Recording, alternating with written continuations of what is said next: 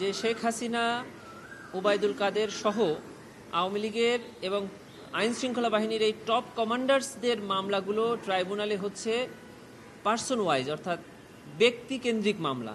যে এই ব্যক্তির বিরুদ্ধে কি কি অভিযোগ আসছে এবং এই ব্যক্তি মানবতা বিরোধী অপরাধ সংগঠনে কি কি কার্যক্রম করেছে সেই সংক্রান্তে মামলা তদন্ত হচ্ছে, যাদেরকে আমরা আইনের ভাষায় বলি সুপিরিয়র কমান্ড রেসপন্সিবিলিটি।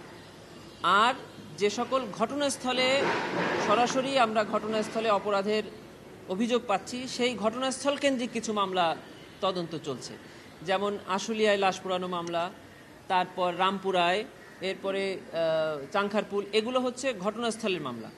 তো এই যে সুপিরিয়র কমান্ড রেসপন্সিবিলিটির অভিযোগে যাদেরকে ওয়ারেন্ট অফ অ্যারেস্ট ইস্যু করা হয়েছে তাদের মধ্যে অনেকেই এখন আস্তে আস্তে এই বিভিন্ন ঘটনাস্থলের মামলাতে ইনক্লুড হয়ে যাচ্ছে।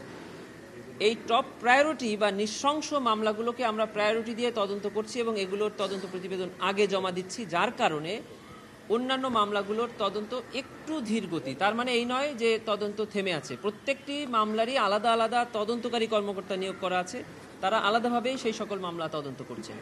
ব্যক্তিকেন্দ্রিক যে মামলা, সেটিকে কেন আমরা শেখ হাসিনাকে প্রায়োরিটি দিচ্ছি, সেটা হলো উনি হলো অপরাধের নিউক্লিয়াস। উনার ইনস্ট্রাকশনে সকল অপরাধ হয়েছে। উনার বিরুদ্ধে তদন্তটা যদি আমরা একটি চূড়ান্ত পর্যায়ে পৌঁছে যাই, ওই তদন্তের ভেতরেই আমরা তার সহযোগীদের অনেকখানি তদন্তের কার্যক্রম এগিয়ে নিতে পারবো। সেজন্য ওটি কমপ্লিট করে এটির সাথে বাকিগুলোকে আমরা অ্যাটাচ করতে পারবো, যার কারণে আমাদের তদন্তটা আরও সহজ হবে।